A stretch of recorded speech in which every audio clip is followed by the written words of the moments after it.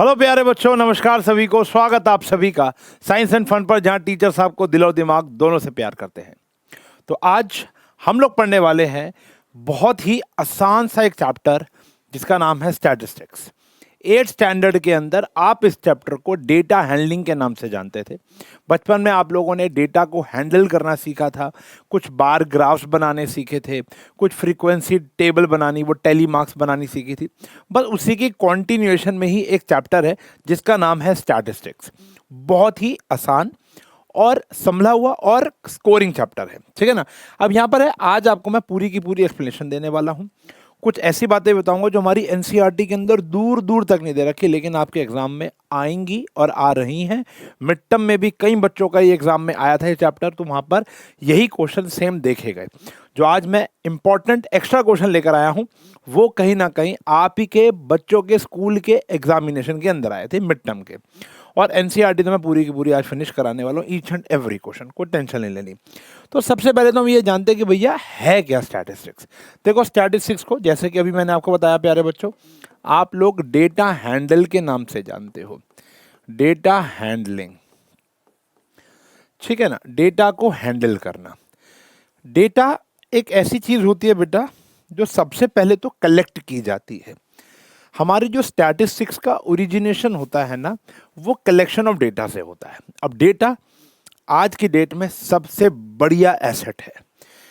मैं हाल ही में अभी इंडिया का मैच देख रहा था, इंडिया पाकिस्तान का मैच जब था, तो मैं और मेरा एक भाई बैठा हुआ था, आशु सन्नी कोई और भाई था, तो वो बैठा हुआ था। मैं मैच बहुत ही कम देखता हूँ, मतलब ना के बराबर। तो मैं उस दिन उसके घर गया हुआ था, तो मैच चल रहा था, तो हम बात कर रहे थे। तो अब क्या था कि फॉर एग्जाम्पल एक बंदा आउट होता है। अब आउट हो रहा है तो वो कहता है, मैंने कहा यार देख ये आउट हुआ, और उसी के 2 मिनट बाद 4 साल पहले वर्ल्ड कप में वो कैसे आउट हुआ था और किस बॉलर ने उसको आउट किया था वो भी दिखा दिया गया with in a fraction of seconds और अ मिनट। मतलब ये अद्भुत बात है। जब एक प्लेयर आता है, एक प्लेयर वार्म अप करते हुए आता है, तो उसके यहाँ पर स्क्रीन के ऊपर उसका पूरा का पूरा स्टैट्स दिखा देते हैं। उस बंदे ने कितने ओडीआईज खेले हैं, कितने वर्ल्ड कप खेले हैं, कितने वर्ल्ड कप में रन बनाए हैं, क्या स्ट्राइक रेट है।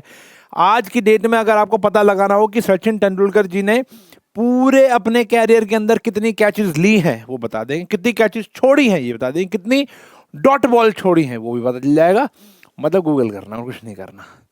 कितनी कैचेस ली हैं, कितनी कैचेस छोड़ी हैं, कितने मैच जीते हैं, कितने रन बनाए हैं, कितने चौके मारे, कितने छक्के मारे, कितने सिंगल लिए, कितने डबल लिए, कितने ट्रिपल लिए, और कहाँ कहाँ सेंचुरी मारी, कौन से ग्राउंड पे सेंचुरी मारी, कितनी बारी चेज करते वक्त मारी और कितनी बारी उन्होंने ओपनिंग करते वक्त। मतलब बहुत सारा डेटा है, तो एक बंदे का है, ऐसे पूरे विश्व का रिकॉर्ड है हमारे पास। इसको बोलते हैं डेटा को हैंडल करना, जो कि स्टार्ट होता है कलेक्शन ऑफ डेटा से प्यारे बच्चों। कलेक्शन ऑफ डेटा, जैसे सेंसस मेथड भी आपने सुना होगा। अब मैं यहाँ पर ऑब्वियसली बात है देश की बात तो नहीं करूँगा, आपके ऊपर से निकल जाएगी, लेकिन कलेक्शन ऑफ डेटा का मतलब, अगर मैं एक 100 नंबर का पेपर कंडक्ट कराता हूँ, तो आपके मार्क्स का अगर मैं डेटा कलेक्ट करता हूँ तो उसको बोलते हैं कलेक्शन ऑफ डेटा। अब अगर वो डेटा बहुत बड़ा होता है तो हम उसको टेबल फॉर्म में कन्वर्ट कर देते हैं, जिस प्रोसेस का नाम होता है टेब्यूलेशन। उस टेबल को बनाना, कलेक्शन ऑफ डेटा के बाद स्टैट्स का काम होता है टेब्यूलेट करना। आप लोगों ने बचपन के अंदर बहुत सारी टेब्यूलेशंस की हैं, ऐसे टेली मार्क्स टेबल बनाई होंगी, याद है कि नहीं है? ये टेली मार्क्स टेबल आप लोगों ने बनाई होगी, इसी को कहते हैं टेब्यूलेशन। जब रॉ डेटा को आप टेबल फॉर्म में कन्वर्ट करते हो। अब इस रॉ डेटा को हम पिक्चर फॉर्म में भी, यानी ग्राफिकल फॉर्म में भी कन्वर्ट कर सकते हैं। तो ग्राफिकल प्रेजेंटेशन भी कहा जाता है इसको, बट पहले आपको टेबल में करना पड़ेगा, फिर आप ग्राफ में करोगे। इस साल हमको बेटा ये सीखना है। अब सीबीएसई ने काफ़ी कुछ चीज़ें यहाँ पर डिलीट कर दी हैं, तो टेब्यूलेशन भी होता था। अगर आप पुरानी एनसीईआरटी होल्ड कर रहे हो तो आप देखोगे पहली एक्सरसाइज टेब्यूलेशन की है, जो कि अब नई एनसीईआरटी के अंदर आपको नहीं मिलेगी। टेब्यूलेशन इसलिए नहीं मिलेगी क्योंकि आप ऑलरेडी सीख कर आ चुके हो। आपको सिर्फ और सिर्फ क्या बनाना है, ग्राफ। तरह तरह के ग्राफ, तरह तरह के डेटा का तरह तरह का ग्राफ बनता है। ग्राफ बहुत प्रकार के होते हैं, bar graph, histogram, frequency polygon, ogive, मतलब बहुत सारे ग्राफ होते हैं। अगर आप 11th स्टैंडर्ड में पूरा पूरा सब्जेक्ट आएगा स्टैट्स नाम का, यहाँ एक चैप्टर है। एक्चुअल में तो रोजी रोटी है। कभी हम फुर्सत में बैठे होंगे, मैं इतनी डेप्थ बात बताऊंगा कि एक्चुअल में हम लोग सोचते हैं, चलो आज ही मैं आपको 1 मिनट में इसके ऊपर चर्चा करता हूँ।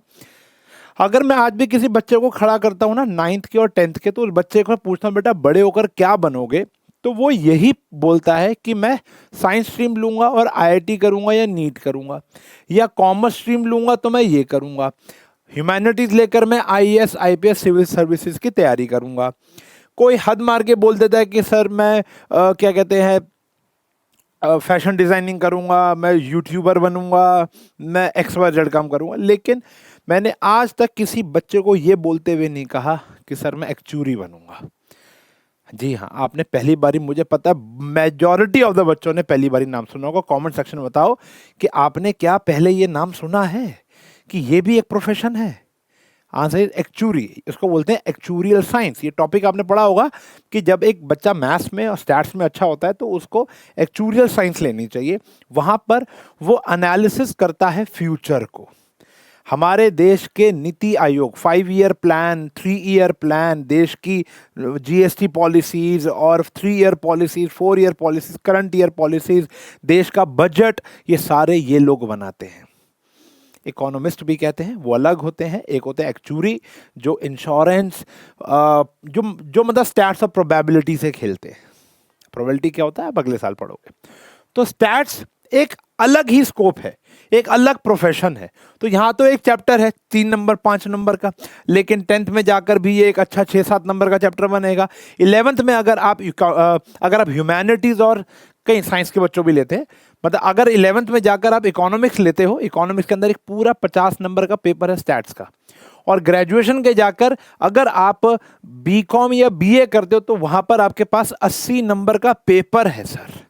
एक सेमेस्टर में प्रॉपर आता है स्टैटिस्टिक्स, और आप अपनी मास्टर स्टैटिस्टिक्स के अंदर कर सकते हो, इकोनॉमिक ऑनर्स कर सकते हो, एक्चुरी बन सकते हो आप।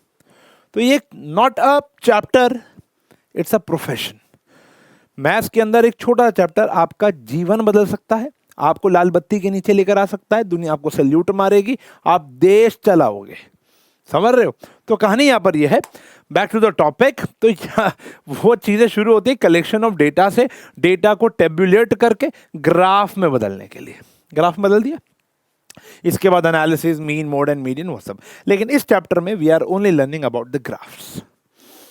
ग्राफ पढ़ने से पहले प्यारे बच्चों आपको समझना पड़ेगा टाइप्स ऑफ डेटा, कि हमारे पास डेटा कितने प्रकार का है। देखो, डेटा 2 प्रकार का होता है, जनरली 2 प्रकार का होता है। एक होता है ग्रुप्ड, एक होता है अनग्रुप्ड। पहले अनग्रुप्ड लिख देते हैं और फिर होता है बेटा आपका ग्रुप्ड।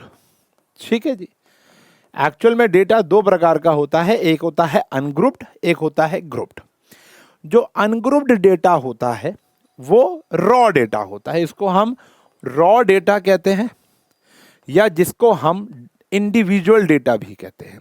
मान लेते हैं एक एग्जांपल कंडक्ट करते हैं हम लोग। मेरी क्लास में 5 बच्चे हैं और मैंने उन 5 बच्चों का एक टेस्ट लिया आउट ऑफ 100 मार्क्स।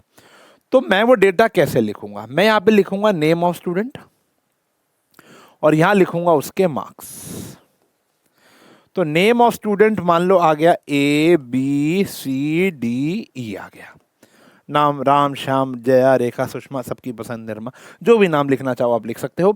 उसके बाद मान लो राम के इस ए के आते हैं 70, इसके आते हैं 63, इसके आते हैं 91, इसके आते हैं 95 और इसके आते हैं 86। This is raw data, small data, इसको बोलते हैं हम इंडिविजुअल। इसमें ग्रुप करने की कोई जरूरत नहीं है।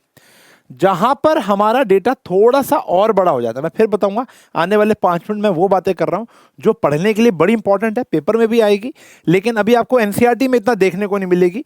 लेकिन आप ग्राफ की चॉइस की कौन सा ग्राफ बनाना है वो इसी को समझकर बना पाओगे। तो थोड़ा सा फोकस करो, ठीक है ना।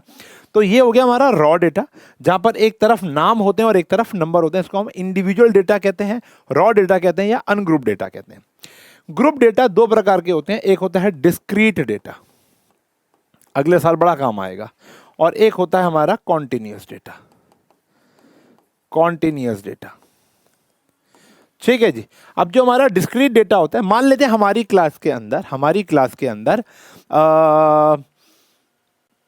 20 बच्चे हैं। बच्चे कितने हैं? 20। तो हम लोगों ने यहाँ पर क्या किया, हमने कहा कि भैया, और 20 बच्चों के कुछ मार्क्स कॉमन आए हैं। 100 नंबर का पेपर था और ये मार्क्स आए हैं 20 बच्चों के मिलाकर। मैं बताता हूँ, देखो क्या है, और ये है उसकी फ्रीक्वेंसी। मान लेते हैं 60 से कम किसी बच्चे के नंबर नहीं आए, सिर्फ यही मार्क्स आए हैं। 60 नंबर आए हैं 3 बच्चों के, 62 मार्क्स आए हैं 7 बच्चों के, 68 मार्क्स आए हैं 9 बच्चों के, 9 तो ज़्यादा हो गया, एक बच्चे के या 2 बच्चे ले लो, एग्जाम्पल के तौर पर है 71। मान लो इसके अलावा और कोई मार्क्स ही नहीं आए। जब कॉमन डेटा आना शुरू हो जाता है तब हम ग्रुप करना शुरू कर देते हैं, क्योंकि पूरी क्लास में 20 बच्चे हैं और 71 मार्क्स 4 बच्चों के आए थे। ठीक है जी। 62 मार्क्स 7 बच्चों के आए थे। 60 नंबर, इससे कम आए ही नहीं किसी को, और कोई नंबर ही नहीं आया। 61 किसी के भी नहीं आए, 70 किसी के भी नहीं आए, मान लेते हैं ऐसा ना।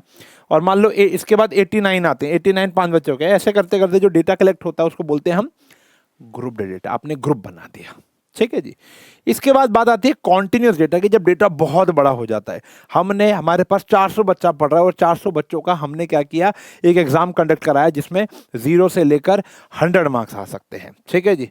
तो class interval, variety of marks आ रहे हैं, इसको बोलते हैं क्लास इंटरवल, और ये होती है फ्रीक्वेंसी। अभी डीपली पढ़ाएंगे।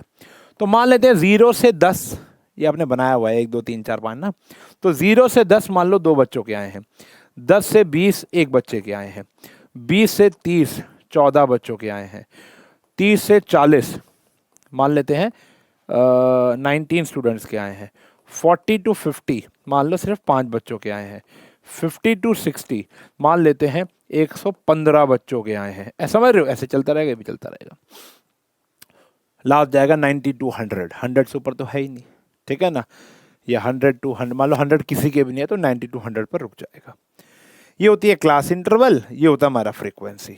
इस एक को बोलते हैं क्लास इंटरवल, जिसमें 0 होता है हमारा लोअर लिमिट। अभी पूरा डिटेल में पढ़ाऊंगा, चिंता मत करो। इसको हम बोलते हैं अपर लिमिट। क्या बोलते हैं? Upper limit. सिर्फ इंट्रोडक्शन चल रहा है। Got it?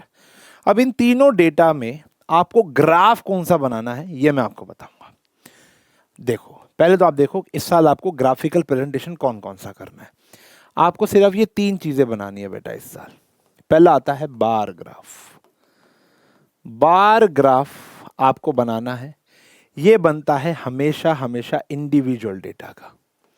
कौन से डेटा का? इंडिविजुअल डेटा का, यानी अनग्रुप डेटा का। फिर आता है बेटा हमारा हिस्टोग्राम।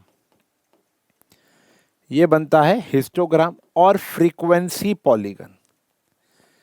फ्रीक्वेंसी पॉलीगन, ये दोनों बनते हैं हमारे कॉन्टिन्यूअस डेटा का। कॉन्टिन्यूअस सीरीज जो भी हमने आपको पढ़ाई थी, इसका बनता है बार ग्राफ, इसका बनता है हिस्टोग्राम एंड फ्रीक्वेंसी पॉलीगन। इसका हम बार ग्राफ बना सकते हैं, लेकिन ऐसा कोई क्वेश्चन एग्जिस्ट नहीं करता। क्यों? वो आप 11th में समझोगे। ठीक है ना। तो अभी फिलहाल आपको देखना है अनग्रुप्ड में ये और कॉन्टिन्यूअस डेटा। इसका आप बनाओगे बार ग्राफ। जब भी एक तरफ नाम हो और एक तरफ नंबर हो, हम बनाएंगे बार ग्राफ। और जब भी एक क्लास इंटरवल दिया हो, 0 से 10, 0 से 5, 5 से 10, 10 से 15, 15 से 20, ऐसा करके कुछ एक सीरीज दी हुई है आपको, तब आप बनाओगे या तो हिस्टोग्राम या फ्रीक्वेंसी पॉलीगन। वैसे क्वेश्चन में मेंशन होता है। समझे? ठीक है जी। इतना क्लियर हुआ? तो हमें क्या बनाना है और कैसे बनाना है ये मैं आपको सिखाने वाला हूं। तो सबसे पहले तो ग्राफ निकाल लो, कॉपी निकाल लो, पेन निकाल लो, पेंसिल, स्केल, रबर शार्पनर निकाल लो।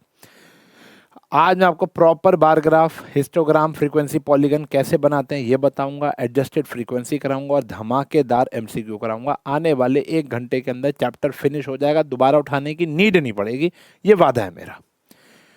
कोई ब्रेक नहीं लेना। 1 डेढ़ घंटा, 1 सवा घंटा लगातार काम करो और आपका ये चैप्टर जीवन भर आपको उठाने की वो नहीं पड़ेगी नीड। क्या समझे? चले शुरू करें। तो पहला चीज आती है बेटा हमारी bar graph. Bar graph grouped data का नहीं बनता, अनग्रुप्ड डेटा का बनेगा। एक तरफ नंबर, एक तरफ नाम। ठीक है जी। जैसे इस प्रकार का एक क्वेश्चन आता है, आप ही की एनसीईआरटी का एक क्वेश्चन है कह रहा है, a survey conducted by an organisation for the cause of illness and death among the women between the ages 15 to 44, 15 साल से 44 साल की उम्र की महिलाएं जो होती हैं वो उनकी डेथ के क्या कारण होते हैं ये बताया गया है। रिप्रोडक्टिव हेल्थ कंडीशन के कारण 31.8% महिलाओं की मौत हो जाती है, फीमेल फैटेलिटी यानी मौत। न्यूरोसाइकेट्रिक कंडीशन 25.4, इंजरीज 12.4, कार्डियोवास्कुलर यानी घुटनों का दर्द यानी बोन से रिलेटेड, कार्डियो कार्डियो कार्डियो मतलब हर्ट हो गया, सॉरी कार्डियो का मतलब हर्ट, कार्डियोवास्कुलर कंडीशंस हो गया 4.3, रेस्पिरेटरी सांस हो गई 4.1, अदर कारण है 22। Represent the information on the given above graphically, graph बनाना है। क्वेश्चन में कुछ नहीं क्या रखा, क्या बनाना है, तो हमें क्या पता है, नाम नंबर बार ग्राफ बनाएंगे। Which condition is the major cause of the women's ill health and death worldwide, ये आप कमेंट सेक्शन में बताओगे। यहीं पर ही दिख रहा है सबसे ज्यादा मौतें किसके कारण हो रही हैं, कमेंट में बता देना। अभी हम फिलहाल बार ग्राफ बनाने की कोशिश करते हैं, ठीक है जी। चलो अब हम स्केल उठा लेते हैं। मैं सिर्फ एक आपको स्केल से बताता हूँ, इसमें बड़ा टाइम कंज्यूम होता है, ठीक है ना। तो इसके अंदर हम एक स्केल ले लेते हैं, ये रहा एक हमारा बार ग्राफ बनाएंगे हम यहाँ पर। ये बन गया जी, एक लाइन ऐसे आएगी, ठीक है जी, और एक लाइन हम ऐसे बना देंगे। Got it. इसमें एंगल भी देख लेते हैं एक बार ही, नीचे आ जा ब्रदर, इसमें एंगल नहीं दिया हुआ, ये आ गया एंगल, सही है 90 डिग्री का आ गया। ये हमने एक यहाँ पर लाइन बना लेते हैं एकदम सीधी, आओ जी, एक लाइन हमने यहाँ बना दी, सही है जी, डन है। इसका काम बाद में आएगा। अब आपने सबसे पहले तो ग्राफ लेना है और ऐसे बना देना है। इसके अंदर हम कलर चेंज करके पहले हम ये बना देंगे एरो, और ये बना देंगे, ये हो गया हमारा ओरिजिन, ये हो गया हमारा एक्स एक्सेस, ये हो गया हमारा वाई एक्सेस। नाम नीचे आएंगे, नंबर ऊपर आएंगे। आप लोगों के ग्राफ के अंदर डार्क लाइंस और लाइट लाइंस लिखी हुई हैं, आपको डार्क लाइन पे ज़्यादा काम करना है। तो जैसे यहाँ पर हमारे पास डार्क लाइंस होंगी, ठीक है ना, मैं अभी फिलहाल हाथ से बराबर दूरी पर मार्क कर रहा हूँ, ठीक है जी। तो मैंने एक डार्क लाइन्स इधर बना दी और कुछ डार्क लाइन्स मैंने इधर बना दी रैंडमली। ऑब्वियसली बात है, आपके पास ग्राफ होगा तो बराबर दूरी पर वो होंगे। समझ में आ गई बात, ये आ गया हमारा ग्राफ, प्यारा है। चलो अब हमको पीछे जाकर देखना है कि सबसे पहला क्या है। पहले यहाँ पर आ गया कॉजेज और यहाँ पर आ गया फीमेल फर्टिलिटी रेट। यहाँ पर हम लिखेंगे कॉजेस, ये लिखना बहुत जरूरी है, और यहाँ हम ऐसे करके लिखेंगे फीमेल फैटालिटी रेट, ये यहां आ गया, सॉर्टेड। इसके बाद आप देखो कि रिप्रोडक्टिव हेल्थ कंडीशन के कारण 31.8 है, 25.4। अब यहां पर जो गैप्स है ना, आपको एक स्केल लेना पड़ेगा। अब ऑब्वियसली बात है, हम यहाँ 1 2 3 4 तो नहीं ले सकते, 1 2 3 4 5 6 7 8 नहीं, तो हम यहाँ पर ना कुछ गैप ले लेते हैं। जैसे 2 का गैप ले सकते हो आपको जाना है 31.8 यानी 32 तक जाना है, तो 4 4 का गैप ले सकते हो, 5 5 का गैप ले सकते हो, ये आपका चॉइस है और किसी का चॉइस नहीं है।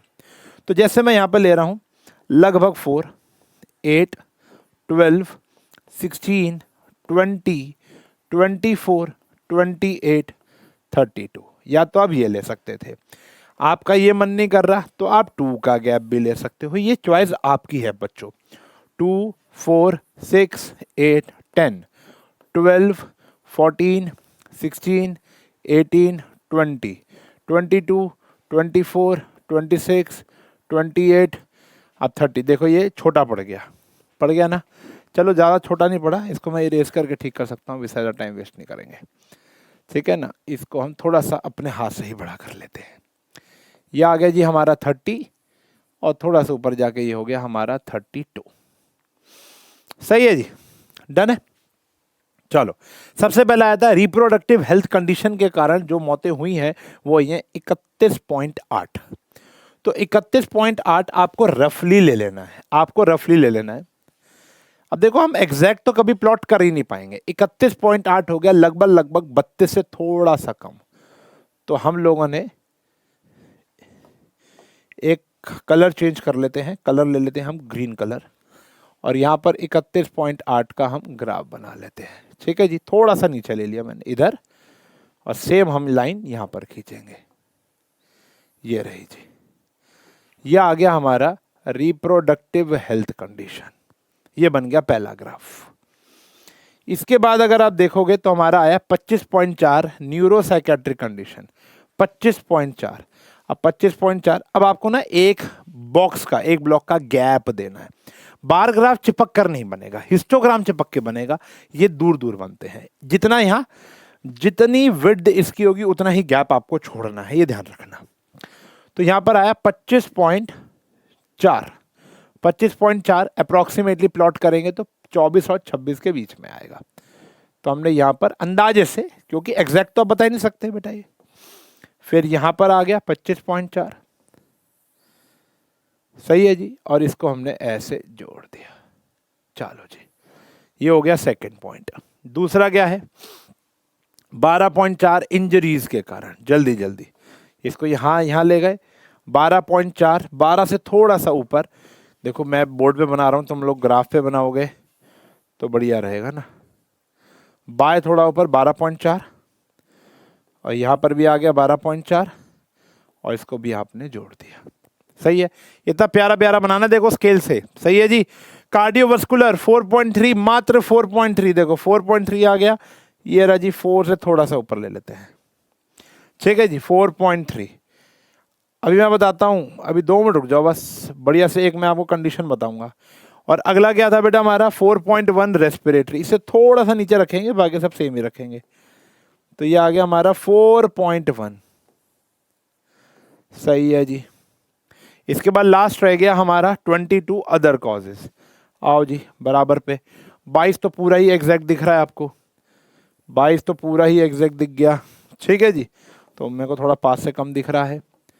मेरी आंखें ठीक हैं, लेकिन बोर्ड पे जब आप पढ़ाते हो तो ऐसा थोड़ा सा हो जाता है। चलो जी, तो ये बन गया आपका। अब अगर मैं बोलूं, मैं किसी बच्चे को टेबल ना दिखाऊं, या किसी जो व्यूअर है इस ग्राफ को जो देख रहा है उसको टेबल ना दिखाऊं, क्या वो बता पाएगा कि ये कौन सा है, ये कौन सा है, ये कौन सा है? Answer is no. तो हमें इनका नाम भी लिखना पड़ेगा। तो जैसा पहला था रिप्रोडक्टिव हेल्थ कंडीशन, देखो इतना बड़ा नाम है तो यहां तो लिख नहीं पाएंगे, या तो इसके अंदर लिखो, या शॉर्ट फॉर्म लिखो, या आप ऐसे भी लिख सकते हो। देखो कैसे, ऐसे टेढ़ा, ऐसे रिप्रोडक्टिव हेल्थ कंडीशन। यह आ गया पहला। दूसरा क्या था, न्यूरोसाइकेट्रिक। ठीक है, यह आ गया आपका न्यूरोसाइकेट्रिक, ऐसे नाम आ गया। इसके बाद क्या था, इंजरीज एंड कार्डियोवास्कुलर। यह आ गया हमारा इंजरीज। फिर यहां पर आ गया कार्डियोवास्कुलर। ठीक है जी। इसके बाद आ गया रेस्पिरेटरी कंडीशन। पूरा लिखना भैया, ठीक है ना, मैं क्लास पूरी मोनोटोनस नहीं करूंगा इन सब चीज़ों में। यहाँ पर आ गया जी हमारा अदर कॉजेस। समझेंगे ना, जब बड़े नाम है तो ऐसे लिख देंगे, या इसके अंदर जगह मिल रही है इसके अंदर लिख देना। और दूसरी बात, क्या व्यूअर इसको देखकर बता सकता है कि रिप्रोडक्टिव हेल्थ कंडीशन है कितना? नहीं बता सकता। तो जब भी परसेंटेज पॉइंट वगैरह में हो तो हमें क्या करना है, इनको लिख देना है। 31.8 था तो हम इसके ऊपर लिख देंगे। अगर मैं ब्लैक कलर ले लेता हूँ, यहाँ आ जाएगा बेटा 31.8। ठीक है जी। चलो आपको नहीं दिख रहा होगा, अगले वाले में दिख जाएगा। अगला क्या था बेटा, देखो कहाँ गया, ये रहा 25.4। तो यहाँ पर लिख देंगे हम 25.4 कि ताकि अप्रोक्सीमेट वैल्यूज भी पता चल जाए। 12.4, 4.3, सॉरी 4.3, 4.8, और ये आ गया हमारा 22। तो इसके ऊपर लिख देने से क्या होगा, श्योरिटी हो जाएगी कि सब बढ़िया है। फिर लास्ट में अगर नंबर नहीं कटवाने तो लिखना है स्केल। स्केल हमें लिखना है एक्स एक्सिस का, क्योंकि वाई एक्सिस पे तो नाम है। एक्स एक्सिस पे देखना है कि जो एक ब्लॉक है वो 2 रिप्रेजेंट कर रहा है, 2% को रिप्रेजेंट कर रहा है। फीमेल फर्टिलिटी रेट परसेंट में दिया था, चेक करो। तो 1 unit 1 block is equals to 2%, ये आपको लिखना है। ठीक है जी। स्केल इज इंपॉर्टेंट, जहां पर नंबर होगा उसका स्केल। अभी आगे जाके हिस्टोग्राम में वाई एक्सिस का भी स्केल लिखना पड़ेगा और एक्स एक्सिस का भी स्केल लिखना पड़ेगा। क्लियर है जी, क्योंकि ये 1 नहीं है, ये 2, ये कितना है 2, 2 क्या है 2% है। कभी कभी रुपीज होगा, कभी परसेंट होगा, कभी कभी ईयर्स होगा, कभी कभी आवर्स होगा, कुछ ना कुछ तो होगा, वो यहाँ पर आपको मेंशन करना पड़ेगा। बात समझ में आ गई? क्लियर है, डन है। तो ये है बेटा हमारा बार ग्राफ। क्या है? बार ग्राफ, जहां पर एक तरफ नाम होते हैं, एक तरफ नंबर होते हैं। और एक क्वेश्चन और कराता हूं, जैसे ये क्वेश्चन है, following data of the number of girls to the nearest 10 per 1000 boys in different sections of Indian society, कि 1000 मेल पर 940 फीमेल्स हैं, कहां पर? शेड्यूल कास्ट के लोगों में, 970 शेड्यूल ट्राइब के लोगों में, 920 नॉन SC ST लोगों में। ऐसा ये डेटा दिया हुआ है। Represent the information by using bar graph in the classroom, discuss about what conclusion can, बता दो कि भैया जो कम पढ़े लिखे हैं वो ज़्यादा है, और जो बहुत ज़्यादा अर्बन एरियाज में रह रहे हैं वो ज़्यादा कम पढ़े लिखे हैं, मैं तो ये कहूँगा। ठीक है जी, बाकी आप अपनी डिस्कशन कर लेना। चलो जी, अभी हम इनका ग्राफ बनाते हैं अगर, तो फिर हम एक स्केल ले लेते हैं। ठीक है जी, स्केल ले लिया। अब आ गया ना आपको, देखो इसके अंदर ना आप एक चीज़ सीखने वाले हो, बहुत प्यारी चीज़, समझ लेना, इसलिए मैं बना रहा हूँ, वरना मैं बनाता नहीं हूँ, तुमको पता ही है ना, होमवर्क दे देता अभी तक तो मैं। ये 90 डिग्री हो गया, सही है, चीज़ तो बढ़िया है वैसे स्केल ना, मज़ा आता है बना के। चलो अभी इसको साइड में कर लेते हैं। ये हो गया बेटा हमारा 0, ये हो गया हमारा x, और ये हो गया बच्चों हमारा y। सही है, मार्किंग कर लेते हैं बराबर दूरी पर, अंदाजे से आपके पास ऑलरेडी अपना ग्राफ होगा। जिन्हें मेरा दिल लुटिया ओहो, जिन्हें मैंने मार सुटिया ओहो। बोरिंग काम है, लेकिन भैया मार्क्स पूरे मिल जाते हैं, क्या करें। ठीक है जी, अब यहाँ पर आपको देखना है, सबसे पहले एक चीज़ देखने की, इनके बीच में गैप। अब ये सारे 900 से बड़े हैं, अगर मैं 10 से शुरू करता हूँ तो प्रॉब्लम है।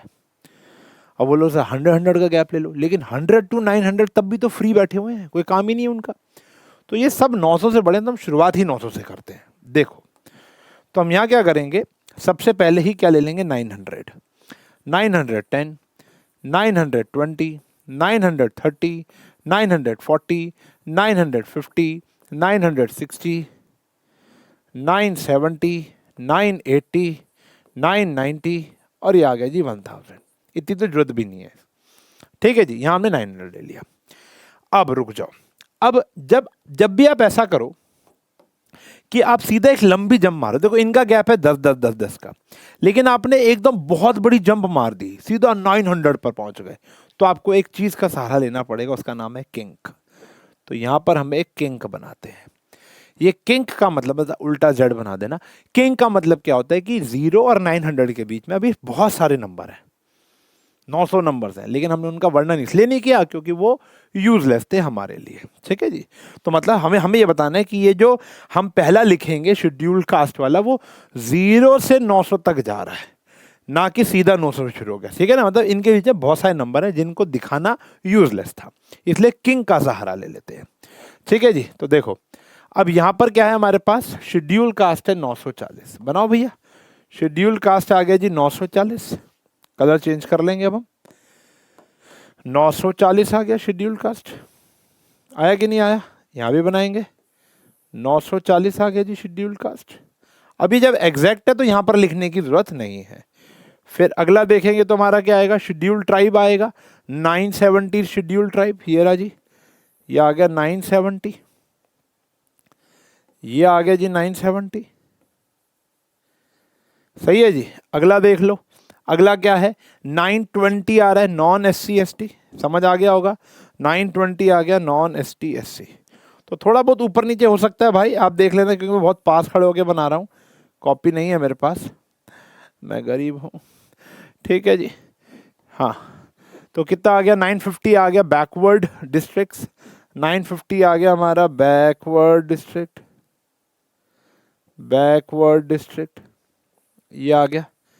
ऐसे ही बना लेना यार, ठीक है ना। अब यहाँ पर आपको लिखना है, अरे यार, यहाँ पर आपको लिखना है शेड्यूल कास्ट SC ST, तो इसके अंदर भी लिख सकते हो SC ST, समझ रहे हो, नॉन SC SC, तो इसके अंदर भी लिख सकते हो, नीचे भी लिख सकते हो।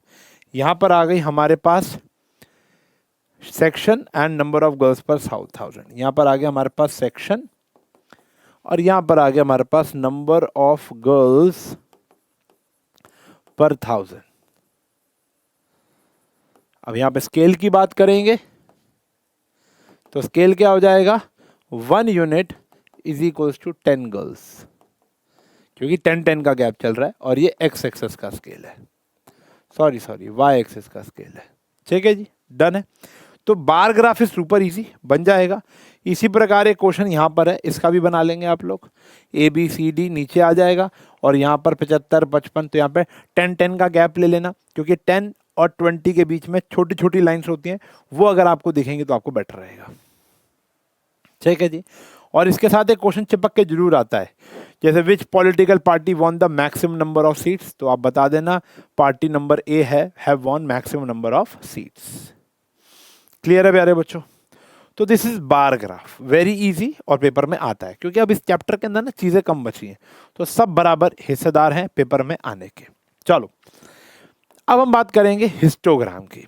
क्या फर्क है बार ग्राफ और हिस्टोग्राम में? सबसे पहली बात, जो हमारा हिस्टोग्राम है वो ग्रुप डेटा का बनेगा, कॉन्टिन्यूस डेटा का बनेगा। आओ दिखाता हूं। तो जैसे ये आपको डेटा दिया हुआ है, बहुत ही सिंपल है। Following table give the life times of 400 neon lamps, represent the given information with the help of histogram. तो ये लाइफ टाइम है, बस 300 से 400 घंटे कितने लैंप जले? 14। 400 से 500 घंटे कितने लैंप चले? इतने। समझ रहे हो? 700 से 800 घंटे 74 लैंप टोटल हैं। कितने lamps? 400 lamp. How many lamps have a life of more than 700? 700 से ज्यादा, तो इन तीनों को जोड़ लो, 700 से ज्यादा आंसर आ जाएगा। एक एक्स्ट्रा क्वेश्चन पूछेगा, उसका जवाब आप दे देना, वो कोई मुश्किल नहीं है। मेन है हिस्टोग्राम। आओ बनाते हैं हिस्टोग्राम। हिस्टोग्राम सीखो प्रॉपर तरीके से, बहुत ही सिंपल होता है। हाँ जी, एक लाइन ऐसे आ जाएगी,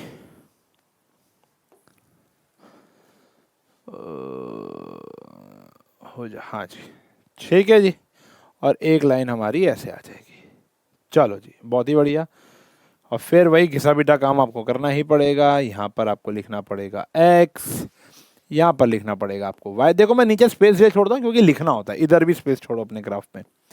फिर आपको तो ये पक्के पकाए मिलेंगे और हमने बनाने पड़ेंगे।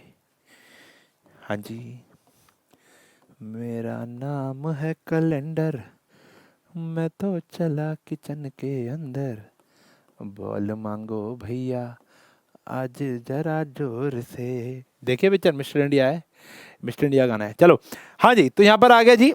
अब कॉन्टिन्यूस डेटा चल रहा है, कॉन्टिन्यूस चल रहा है, 300 से 400, 400 से 500, नंबर ही नंबर, कोई नाम नहीं है। तो ये जो डेटा होगा ये हमेशा नीचे आएगा। तो कैसे लिखेंगे? ध्यान से देखेंगे। 300 से बात शुरू हो रही है, तो ये आ गया 300। मैं डेटा को छोटा कर लेता हूँ। हाँ जी देखो, ये आ गया 300, 400, 500, 600, 700, 800, 900, 1000। इतना वेस्ट हो गया मेरा काम, ये सारा वेस्ट हो गया। कोई बात नहीं, कोई बात नहीं, ये आ गया हमारा x। सही है जी। 300, 400, 500, 600, 700, 800, 900, 1000। Got it. इधर आ जाएगा हमारा, इधर भी आपको चूज करना पड़ेगा एक नंबर। जैसे यहाँ पर तो लास्ट 86 तक जा रहा है, तो हम ऑब्वियसली बात है आपके पास ये भी आ जाएगा ना। अगर हम 10 लेते हैं, 20 लेते हैं, 30 लेते हैं, तो आपके पास यहाँ लाइट वाली लाइंस भी होंगी जिसमें आप काउंट कर सकते हो। 11, 12, 13, 14 काउंट कर पाओगे आप लोग। यहाँ आ गया 50, 60, 70, 80, 90 and 100 is the maximum. Got it. बस अब प्लॉट कर लो, आ जाओ। क्या कह रहा है बेटा? 300 से 400 14 है। 300 से 400 कितने हैं? 14। आ जाओ। तो 14 हम अप्रोक्सीमेटली बनाएंगे, लेकिन आप ढंग से बना पाओगे, आपको पता है ना, आप ढंग से बना पाओगे। आओ, 14 हो गया लगभग लगभग, ये आ गया। मैं भी बना पा रहा हूँ, ऐसी बात नहीं है। ये आ गया 14। ओहो अच्छा, उल्टा जाने पर खत्म हो जाता है क्या? यह आया जी 14। ओके, अप्रोक्सीमेट मान के चलेंगे। और यहां पर आ गया अगला 56, 56। अब देखो इसी के साथ चिपकेगा, ये यहीं से चिपकेगा। 300 से 414 था, अब 400 से 500, 400 से 500 कितना है 56, इसी के साथ जाएगा बेटा, ये लगभग लगभग ये आ गया 56, ये रहा, साथ चिपकाओ, ये रहा, समझ रहे हो, ऐसे आ गया। क्लियर है? अब अगला क्या है? अगला है हमारे पास 60। अगला क्या है बच्चों हमारे पास 60, तो इसी के साथ ही जाएगा ये आ गया। कितना प्यारा हो गया, देखो ये आ गया हमारा 60, सही है, ये आ गया हमारे पास 60, सही है। इसके बाद क्या है बेटा, चेक करो, 86 है, तो इसी के साथ चिपक के 600 to 700 86 है, ये इधर थोड़ा सा इधर कर देता हूं मैं, ये आ गया बेटा हमारा 86। ओहो हाँ, थोड़ा जा इधर हो जा प्रावा, 86 ये आ गया बेटा लगभग, हाँ जी, और इधर भी ले लेते हैं 86, ये आ गया जी 86, सही है जी। इसके बाद आ गया जी 74, 700 to 800 आ गया 74। अब 74 कितना है, लगभग लगभग यहाँ है, ये रहा जी, ये आ गया जी 74। इसके बाद देखो गैप सेम होना चाहिए, मेरा नहीं है क्योंकि मैं फ्री हैंड बना रहा हूँ प्यारे बच्चों, तो यहाँ पर आ गया जी 62 और 48, 62 लगभग लगभग ये रहा 62, अप्रॉक्सीमेट 62, ये आ गया ऐसे, ठीक है जी। और आ गया 48 लगभग 50 के आसपास, और यहाँ पर इसको जोड़ देंगे, बन गया जी तुम्हारा, ये बन गया हिस्टोग्राम।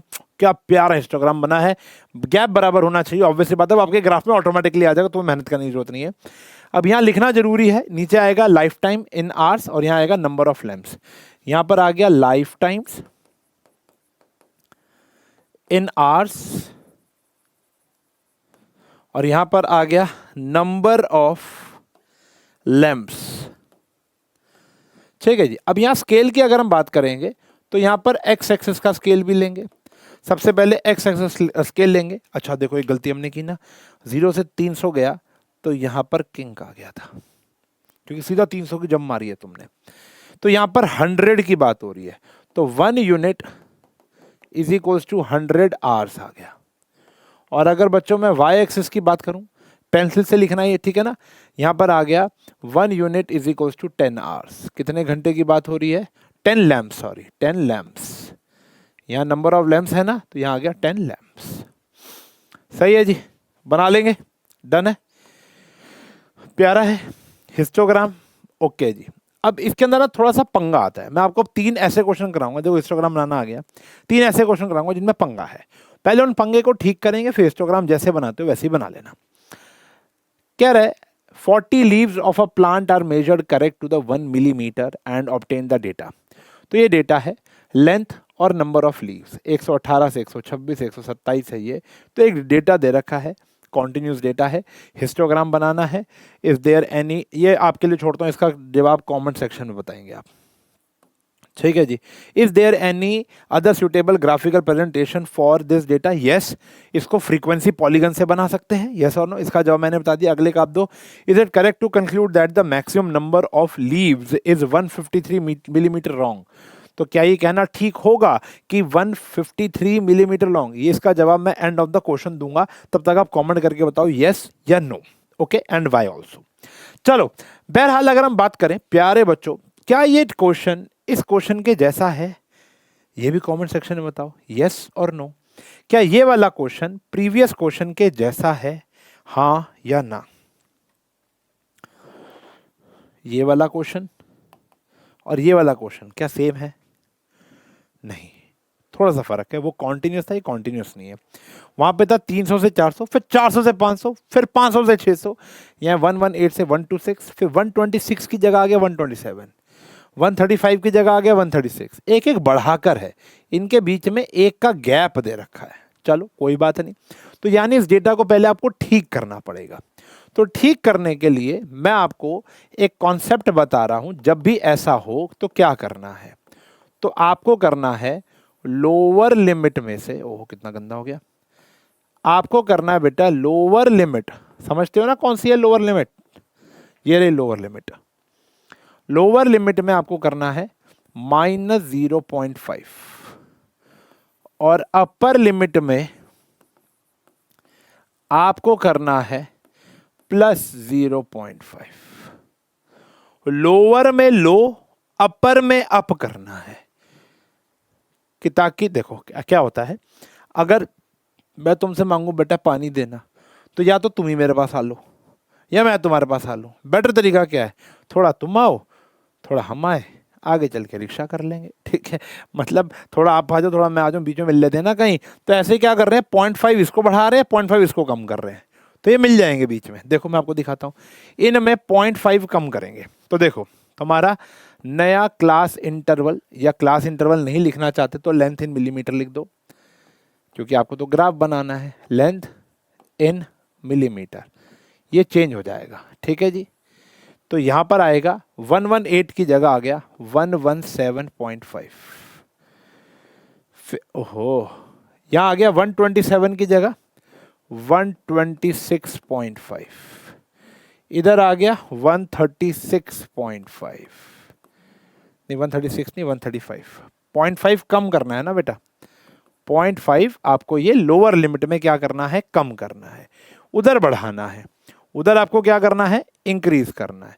यह आ जाएगा 126.5, 135.5, 144.5।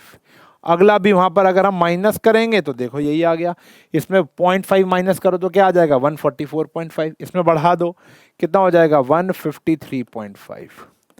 तो ये ऑटोमेटिकली चीज़ कॉन्टिन्यूस हो गई, देखो अब सेम आ गया ना, अब डेटा जैसे है वैसे ही है।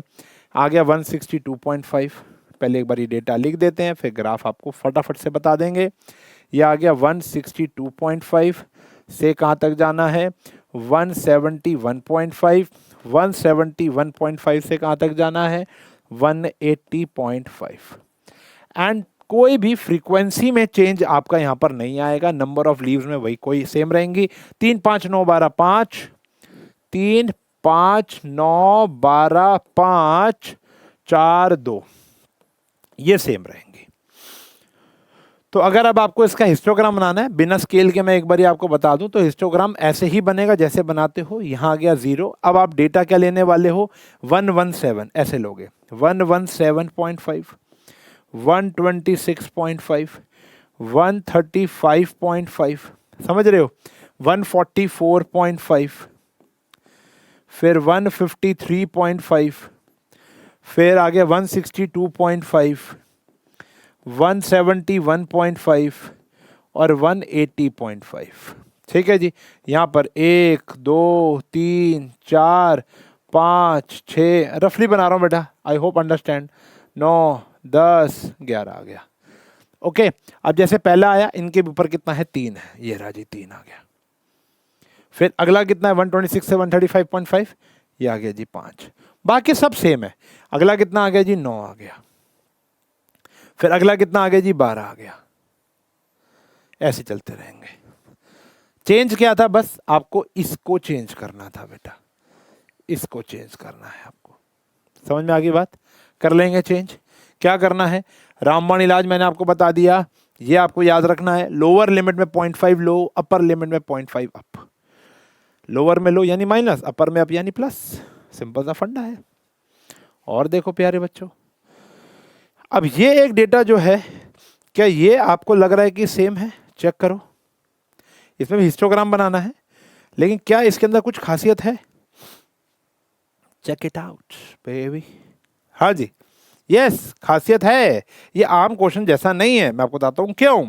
क्योंकि अगर आप यहाँ देखो, यहाँ गैप कितने का है 1 का, यहाँ कितने का है 1 का, यहाँ गैप हो गया 2 का, यहाँ गैप हो गया 2 का, यहाँ गैप हो गया 3 का, यहाँ गैप हो गया 5 का, यहाँ गैप हो गया 2 का, यानी कोई दीन ईमान नहीं है इस क्वेश्चन का। तो इसको बोलते हैं क्लास साइज, इसको क्या बोलते हैं बेटा, क्लास साइज, यानी difference between upper limit and lower limit is called class size. पहली बात तो इसको क्या बोलते हैं बेटा? Class size. And here class size is not equal. जो क्लास साइज है वो इक्वल नहीं है।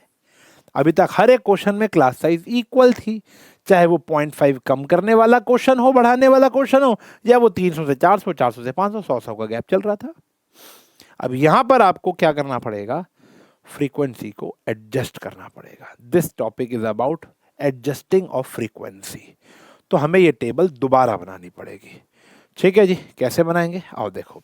पहले तो इसी को लिख देंगे, age in year, age in years, ये आ गया। इसके बाद यहां पर आ गया जी number of childrens, number of childrens. ठीक है जी, और यहां पर अभी हम कुछ करने वाले हैं। 1 से 2, 2 से 3, 3 से 5, 1 से 2, 2 से 3, 3 से 5, 5 से 7, 7 से 10, उसके बाद 10 से 15 एंड 15 से 17। और यहाँ पे जो बच्चे हैं 5, 3, 6, 12, 9, 5, ओह कहाँ पे लिख दिया मैंने ये? हाँ जी, 5, 3, 6, 12, 9, 10, 4। ठीक है जी, 10 और 4। अब देखो हमें क्या करना है? हमें करना है एडजस्टेड फ्रीक्वेंसी निकालनी है। एडजस्टेड फ्रीक्वेंसी, इसको कई टीचर आपको लेंथ ऑफ रेक्टेंगल भी कहेंगे। लेंथ ऑफ रेक्टेंगल ये भी बोला जाता है। टॉपिक का नाम तो एडजस्टेड फ्रीक्वेंसी ही रहेगा, टीचर एडजस्टेड फ्रीक्वेंसी की जगह लेंथ ऑफ रेक्टेंगल भी लिखवा सकती है। मतलब हमें ना फ्रीक्वेंसी को एडजस्ट करना है। मतलब हमें यह मान के चलना है कि जो हमारा डेटा है वो 2-2 के गैप पर है, क्योंकि इस क्वेश्चन में सबसे छोटा गैप कितने का है? 1 का है, सॉरी। तो सारा डेटा हमको 1-1 के गैप पर बनाना पड़ेगा। जैसे यहाँ पर गैप कितने का है? 1 का। सबसे छोटा गैप यहाँ पर है 1 का, तो वो जो 1 वाले हैं वो तो हमेशा सेम रहेंगे, उनको नहीं छेड़ेंगे हम। यहाँ पे गैप कितने का बेटा? 2 का। तो हम क्या करेंगे? 6 को गिवन क्लास साइज से डिवाइड करके इनटू में रिक्वायर्ड क्लास साइज कर देंगे। ठीक है जी। मतलब आपको जो फ्रीक्वेंसी दी हुई है, मैं एक ऐसा फॉर्मूला लिख रहा हूं जो पेपर में भूल के मत लिख देना। फ्रीक्वेंसी अपॉन में एक्चुअल गैप इनटू में सबसे छोटा गैप। एक्चुअल गैप मतलब गैप मतलब कितने का था? 2 का था। और आपको रिक्वायर्ड कितना है? सबसे छोटा गैप कितना है? 1 का। तो यहाँ पर जो नई फ्रीक्वेंसी आ गई वो 3 आ गई। ऐसे ही यहाँ पर कितना है? 12। एक्चुअल गैप है 2, चाहिए आपको 1 का, तो कितना आ गया बेटा? 6 आ गया। ये 9 है, डिवाइड बाय कितना है? 3, चाहिए आपको 1 का, तो आंसर आ गया 3। 10 है कितने का बेटा? 5 का, चाहिए आपको 1 का, तो आंसर आ गया 2। 4 डिवाइड बाय 2, चाहिए आपको 1 का, आंसर आ गया 2। सही है जी। तो फ्रीक्वेंसी को आपको ठीक करना पड़ेगा, और इसके बाद जैसा आप बनाते हो वैसे ही काम करना है। मैं रफली फिर बना के दिखा देता हूं आपको एक बार ग्राफ। लो जी, बार ग्राफ नहीं, सॉरी, हिस्टोग्राम। तो यहाँ पर आया हमारा 1 से, है ना, तो यहाँ पर आ गया 0, 1, 2, 3, 4, 5, 6, 7, 8, 9, 12, 13, 14, 15, 16, 17, 18, ऐसे आ गया। और यहाँ पर आ गया हमारा 1, 2, 3, 4, 5, 6, 7, 8, 9, 10, 1, 2, 3, 4, 5, 6, 7, 8, 9। Got it? ये आ गया। अब 1 से 2 में कितने हैं? 5 है। 1 से 2 में है 5, ये आ गया। इसके बाद हमको 1 से 2 में ये प्लॉट करना है, ठीक है ना बेटा। फिर 2 से 3 में क्या है? 3 है। 2 से 3 में क्या है? 3। 2 से 3 में आ गया हमारा 3। जैसे बनाते हो बेटा वैसे ही बनेगा सेम। उसके बाद क्या है? 3 से 5 में कितना है? अब ये वाली फ्रीक्वेंसी लेंगे 3। 3 से 5 में 3 है। 3 से 5 में कितना है? 3 है। चेक करो, 3 से 5 में कितना है? 3 है। 3 से 5, 3 से 4 नहीं, 5। Got it? उसके बाद क्या आया? 5 से 7 कितना है? 6 है। 5 से 7 है 6, ये आ गया जी। फिर 7 से 10 कितना है बेटा? 7 से 10 है हमारा 3 है। 7 से 10 कितना है हमारा? 3, ये आ गया। फिर 10 से 5 कितना है बेटा हमारा? 10 से 15, सॉरी, 2 है। 10 से 15 आ गया जी 2, ये पूरा 15 तक चला जाएगा। और 15 से 17 भी कितना है बेटा 2 है। ये बन गया हमारा frequency, sorry histogram, adjusted frequency वाला। यहाँ लिख देंगे, यहाँ लिख देंगे, यहाँ लिख देंगे, काम हो गया। और आपको ऑब्वियस सी बात है पेपर में ये टेबल भी शो करनी है रूल शीट पर। क्लियर है जी, डन है। एडजस्टेड फ्रीक्वेंसी का एक और क्वेश्चन है, ये आप लोग जरूर कर लें, ये आप लोग जरूर कर लें। यहाँ पे भी देखो 4 का गैप, 2 का गैप, 2 का गैप, 4 का गैप और 8 का गैप हो गया। तो आपको फ्रीक्वेंसी को एक बारी क्या करना पड़ेगा, ठीक करना पड़ेगा। Got it, this is your homework bloody. कर लेंगे ना प्यारे बच्चों। तो अभी एक बार ग्राफ का होमवर्क दे दिया और एक हिस्टोग्राम का होमवर्क दे दिया आपको। ओके, लाओ last topic is frequency polygon which is very easy. ये आया जी हमारा अगला टॉपिक जिसका नाम है फ्रीक्वेंसी पॉलीगन। क्या है, फ्रीक्वेंसी पॉलीगन। फ्रीक्वेंसी पॉलीगन 2 प्रकार का होता है। मैं आपको अगर बताऊं, ये 2 प्रकार का होता है। बहुत गंदा कलर ले लिया मैंने। ये 2 प्रकार का होता है। एक होता है विद हिस्टोग्राम, हिस्टोग्राम की मदद लेकर, मतलब पहले हिस्टोग्राम बनाओ और उसके ऊपर क्या बनाओ, फ्रीक्वेंसी पॉलीगन। एक होता है विदाउट हिस्टोग्राम। वाह, ऐसा लग रहा है ऑटोग्राफ दिए हैं मैंने।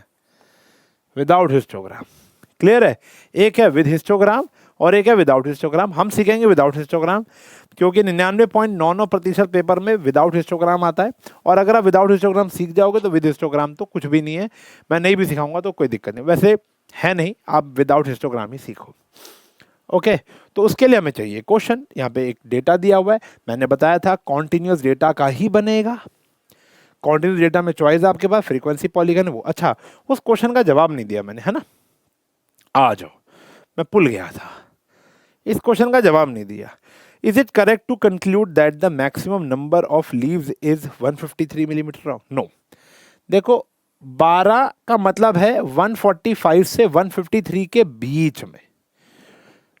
तो मैक्सिमम लीव्स जो आएंगी वो 145 से 153 के बीच में आएंगी।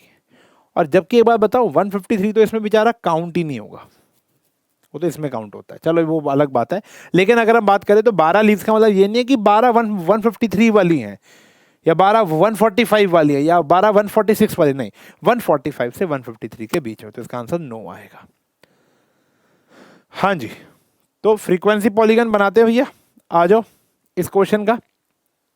फ्रीक्वेंसी पॉलीगन बनाने के लिए आपको चाहिए सामग्री, उसको बोलते हैं हम क्लास मार्क्स। तो पहले आपको एक फॉर्मूला समझना पड़ेगा।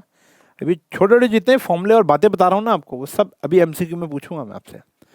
तो आपको सबसे पहले चाहिए क्लास मार्क्स, जिसको हम मिड वैल्यू भी बोलते हैं। क्लास मार्क्स यानी मिड वैल्यू। सिंपल सा फॉर्मूला है, ये होता है lower limit plus upper limit divide by 2।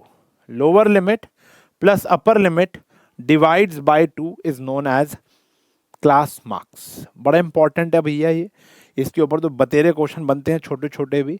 लेकिन अभी फिलहाल अगर हम फ्रीक्वेंसी पॉलीगन में फोकस करें तो कैसे बनाना है, आओ देखो। आपको ये डेटा दोबारा लिखना पड़ेगा, ऑब्वियस सी बात है। तो डेटा को हम लिख देते हैं इनके लिए। क्या है डेटा, मार्क्स 100 तक। चलो जी, तब तक पानी पुनी पियाओ। हाँ जी, ये आ गया 30, 40। बोरिंग काम है सबसे ज़्यादा ये। खुला समान बिल्लो खुले अरमान बिल्लो खुले मेरी जान बिल्लो तेरा तकना। हाँ जी, हनी सिंह पाजी भी छाए हुए हैं आजकल। क्या है जी इधर, number of students. Number of students ये सेम है जी।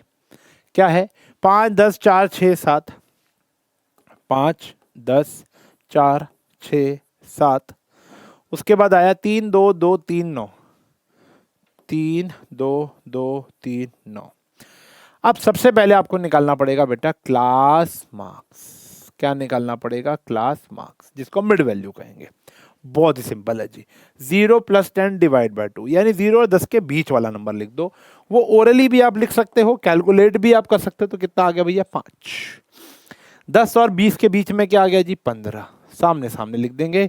यहाँ आ गया जी 25, यहाँ आ गया जी 35, 35 नहीं, हाँ 35, यहाँ आ गया 45, 55, 65, 75, 85, 95। डन है जी।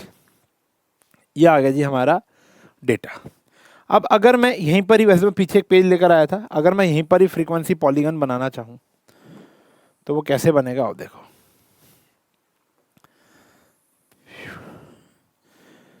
समझना, बहुत ही सिंपल है गेम।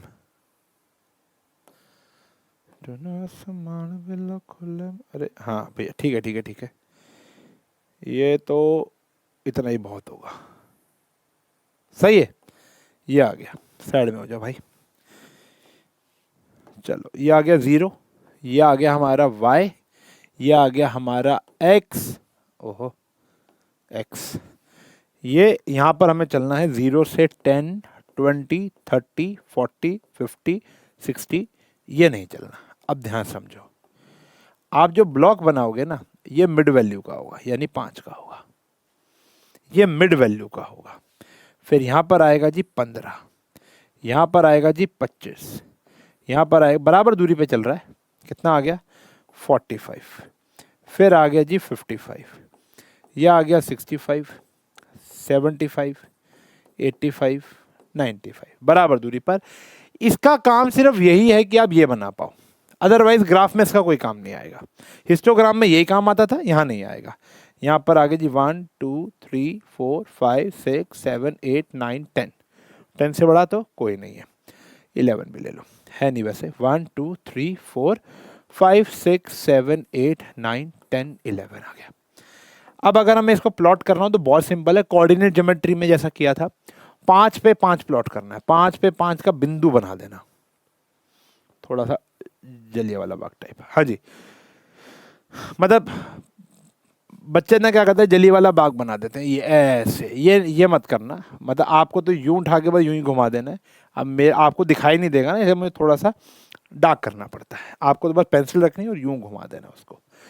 15 पे कितना है? 15 पे कितना है? 10 है जी। तो यहाँ पर एकदम मैं थोड़ा टिका के मारूंगा, ये आ गया जी 10। थोड़ा सा ऊपर हो गया लेकिन नेवर माइंड। 25 पे आ गया जी 4, 25 पे आ गया जी 4। 35 पे आ गया, दिख रहा है ना तुम्हें? 35 पे आ गया जी 6, 35 पे आ गया 6, बहुत ही बढ़िया। 45 पर आ गया जी 7, 45 पर आ गया जी 7, ठीक है जी। 55 पर आ गया 3, 55 पर आ गया 3। 65 पर आ गया जी 2, 65 पर आ गया जी 2। 75 पर आ गया जी 2। 85 पर आ गया जी 3। और 95 पर आ गया जी हमारा 9। ओके, 95 पर आ गया जी 9। ये तो मेरा बीपी की रिपोर्ट लग रही है। अब इसके अंदर एक फ्लेक्स ये है बेटा कि आपको एक फालतू लिखना होता है। जैसे यहां पर जाओगे तो 105 यहां पर, और 5 से पहले वाला तो लिखा हुआ है। अब आपको इनको जोड़ना है। अब आपको इनको ना स्केल रखकर जोड़ना है। मतलब अगर जैसे मैं अपने यहाँ स्केल उठाता हूं, स्केल उठाने की जरूरत नहीं है, देखो थोड़ा सा छोटा काहे नहीं हो रहा भाई, दोबारा ले लेते हैं। अब जैसे मैं यहाँ पर एक स्केल उठाता हूँ अपना बेटा, ठीक है ना, तो मुझे इन दोनों पॉइंट को स्केल से जोड़ना है। देखो ये बड़ा पंगे वाला काम है, वैसे मैंने पंगा ले लिया लेकिन ठीक है ना। मतलब मैं आपको बताना चाहूंगा कि आपको इसको स्केल से जोड़ना है। अगर आप फ्री हैंड जोड़ते हो उसको बोलते हैं फ्रीक्वेंसी पॉलीगन कर्व। आप बना रहे हो frequency polygon. Frequency polygon curve 11th में सीखना है, फ्री हैंड बनाते हैं जब। और इसको अगर हम line to line, point to point, जैसे वो बनाते थे ना बचपन में, 1 से 2, 2 से 3, 3 से 4, और फिर लास्ट में 100 होती, शेर आ जाता था, शेर बन जाता था, वैसे ही। तो बस आपको इसको जोड़ना है। ये जोड़ा, स्केल से जोड़ना है, मेरी तरह लहरें नहीं मारनी, ठीक है ना। स्केल से जोड़ना है प्यारा, ये ऐसे, फिर ये ऐसे। ये बीपी का निशान आ गया मेरे, हाय ऊपर बीपी लो, बीपी इधर, 2 मिनट के लिए डेड। फिर मैं ऊपर गया और फिर बीपी बहुत ऊपर चला गया। ठीक है ना, इस प्रकार से दिस इज फ्रीक्वेंसी पॉलीगन। इतना भी छोड़ सकते हो, लेकिन टीचर्स चाहती हैं कि आप इसको एंड पॉइंट से, जैसे इसका एंड पॉइंट यहाँ पर आ गया 0, कभी कभी टीचर कहती है -5 पे भी लेकर जाओ, बाकी अपनी टीचर की सुन लेना, दोनों ही सही है। ये आ गया जी, इसको जोड़ दिया। This is frequency polygon. Clear है। यहाँ पर आया हमारे मार्क्स, यहाँ पर आया हमारे मार्क्स, और यहाँ पर आ गए नंबर ऑफ स्टूडेंट्स। तो यहाँ पर आ गए हमारे मार्क्स, ब्रैकेट में लिख देना मिड वैल्यू, और यहाँ आ गए हमारे नंबर ऑफ स्टूडेंट्स। स्केल वही है बेटा जैसे आप कर रहे थे। एक्स एक्सिस का आ गया 10 का गैप, और यहाँ पर आ गया जी 1 का गैप। ओके, यहाँ पर आ गया 1 children, 1 unit is equals to 1 child. Y axis का क्या आया, 1 यूनिट 1 चाइल्ड, और वाई हमारे एक्स एक्सिस का क्या आ गया, 1 unit is equals to 10 marks. सही है जी, डन है। तो इसे फ्रीक्वेंसी पॉलीगन। अब इसके ऊपर ना जो क्वेश्चन बेहतर आता है वो ऐसा आता है। बेहतर क्वेश्चन क्या है, ये रहा कि टीम ए और टीम बी वाला क्वेश्चन जो ज़्यादा पूछते हैं वो आपसे, ठीक है ना। तो कुछ मत करना, दोनों का ग्राफ एक ही पे बना देना। यानी मान लो अगर पीछे में बात करूं, एक और नामक चीज़ होती तो हम दूसरा कलर ले लेते। ऑब्वियसली बात है, आपके पास दूसरा कलर नहीं होगा पेपर में, पेंसिल से ही बनाना है आपको, तो और कोई पेन पेंसिल का ब्लैक पेन ऐसा तो इस्तेमाल नहीं कर सकते। तो डॉटेड लाइन का सहारा। मान लो एक और होता डेटा, टीम ए वो 5 पर होता, 7 होता, तो आप यहाँ 7 लिख देते, समझ रहे हो।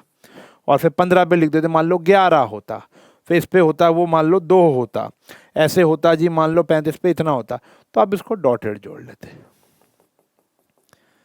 समझ रहे हो। तो वो एक ही पर 2 ग्राफ बन जाएंगे, आपको वो बनाना है घर पे। अभी फिलहाल मैं इसको हटा दूं प्यारे बच्चों, ये एक और। क्लियर है। तो अगला क्वेश्चन आपको होमवर्क में है, बहुत ही सिंपल सा है, एक ही पे 2 बनाने हैं। यह आ गया होमवर्क। जो बच्चा इंस्टाग्राम पर है वो इसकी फोटो मेरे को क्लिक करके भेज सकता है, मैं आपको बता दूंगा सही है या गलत है। डन है जी, ओके रिपोर्ट, क्लियर है। आगे बढ़े। तो दिस इज हमारा चैप्टर पूरा हो गया। अब कुछ एमसीक्यूज के ऊपर बात करेंगे, आओ देखते हैं। कुछ एमसीक्यूज बड़े ही प्यारे हैं जो आपको देने वाले 5-7 मिनट लगेंगे, लेकिन ये एमसीक्यू इसके बारे में विचार करना है, कुछ फॉर्मूले याद करने हैं, और फिर ये चैप्टर आपका खत्म हो जाएगा। इसके बाहर कुछ नहीं आएगा, कुछ नहीं आएगा, कुछ नहीं आएगा, अनटिल अनलेस स्कूल में नहीं कराया, ऑब्वियसली बात है। वैसे मैं जनरली बात कर रहा हूँ तो इससे ऊपर नहीं कराया जाता। चलो, मैं तो बहुत फालतू पढ़ा रहा हूँ। The difference between the upper class, comment section पर आ जाओ भैया, और हर एक क्वेश्चन करने के लिए 3 सेकंड मिलेंगे तुमको, जो बड़ा होगा उसके लिए एक आध दे दूंगा फालतू। The difference between the upper class limit and the lower class limit of a class interval is called mean, class size, midpoint या frequency। जल्दी, A option, B option, C option या डी ऑप्शन, शेती शेती दस दो। So the answer is, अभी मैंने बताया था क्लास साइज, क्लास विड्थ भी कहते हैं इसको हम, इसका फॉर्मूला याद रखेंगे बच्चों। क्लास साइज या इसको बोला जाता है क्लास विड्थ, जिसको हम गैप भी कह रहे थे ना अभी। तो इसका फॉर्मूला होता है upper limit minus lower limit. ठीक है जी, डन है। अगला प्रश्न, इन द क्लास इंटरवल 0 से 10, 10 से 20, 20 से 30 द नंबर 20 कहाँ आएगा। नंबर 20 कहाँ इंक्लूड करोगे, 10 से 20 में करोगे, 20 से 30 में करोगे, दोनों में आएगा या कहीं भी नहीं आएगा। दोनों में कहीं भी आ सकता है या कहीं भी नहीं आएगा। 20 नंबर 10 से 20 में आएगा या 20 से 30 में आएगा। Most commonly asked MCQ, most commonly asked है, सबसे आसान है लेकिन सबसे ज्यादा पूछा जाता है। तो आई होप आप लोगों ने ABCD जवाब दे दिया होगा। तो आंसर इज दिस। ये वाला नंबर कभी भी इंक्लूड नहीं होता। 10 से 20 में 20 नहीं इंक्लूड होगा, 20 लोअर लिमिट इंक्लूड होती है। Include lower limit, include lower limit, exclude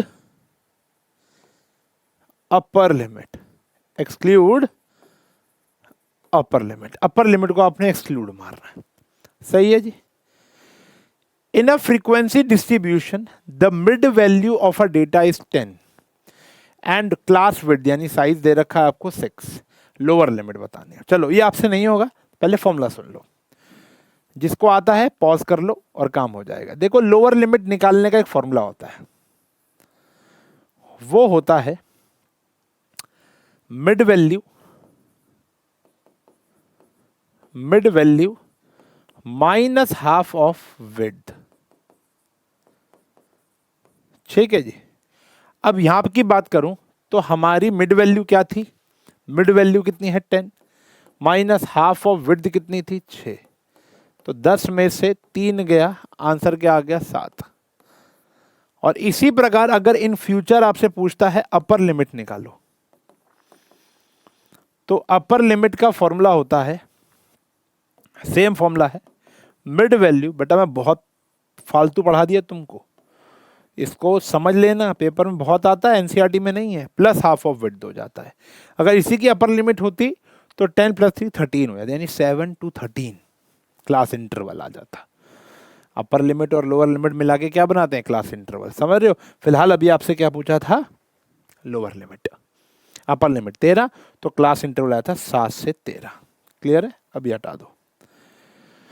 class marks of a frequency distribution are 15, 20, 25 corresponding to the class marks 25 is, कौन सी class interval, the class interval, पूरा क्वेश्चन नहीं है ये, the class interval corresponding to the class marks this.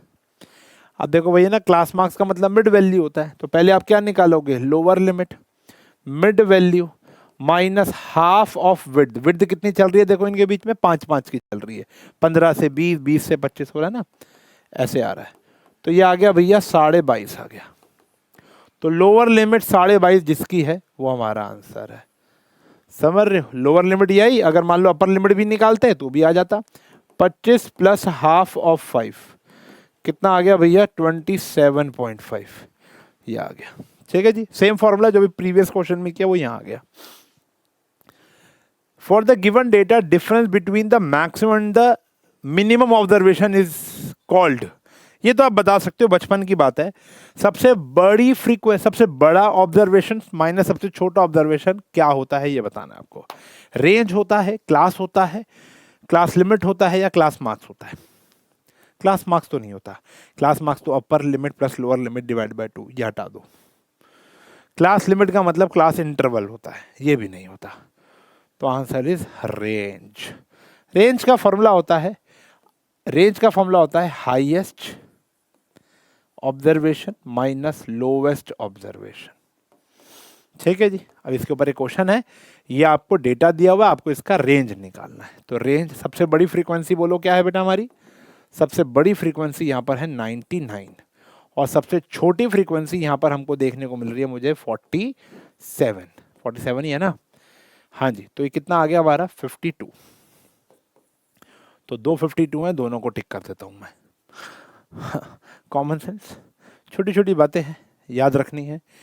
The data is such that the maximum value 75 और range 20 दे रखी है।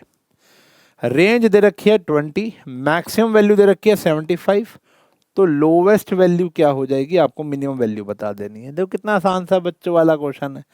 तो लोवेस्ट हो जाएगा आपका 55। मतलब ये चाहता है कि आप रेंज का फॉर्मूला याद रखो। कितना हो गया बेटा 55। And last, minimum value of data is 82, range दे रखा है। ठीक है जी। तो मैक्सिमम आ जाएगा, ये कितना है 82, यहाँ के प्लस हो जाएगा, तो कितना आ गया 120। सिंपल सा फंडा है। तो द रेंज का फॉर्मूला, क्लास मार्क्स का फॉर्मूला, लोअर लिमिट का फॉर्मूला, अपर लिमिट का फॉर्मूला, क्लास साइज का फॉर्मूला, ये सब आपको टिप्स पे याद होने चाहिए। एमसीक्यू बहाना है, कॉन्सेप्ट बताना है। वाह वाह वाह वाह। एमसीक्यू सही में बहाना था, क्वेश्चन में कॉन्सेप्ट बताना था। एमसीक्यू के रूप में आते हैं, बिल्कुल आते हैं, वरना ग्राफ आएगा और एमसीक्यू आएगा, और कोई डिजर्विंग क्वेश्चन है ही नहीं इस चैप्टर का। ठीक है जी। अभी आप जो बचे हुए क्वेश्चन है वो यहीं करके उठोगे और आपका चैप्टर खत्म हो जाएगा। अगला चैप्टर कौन सा कराना है ये कमेंट सेक्शन में बता दो। मिलूंगा अगली क्लास में, तब तक के लिए bye bye, take care, have a nice day.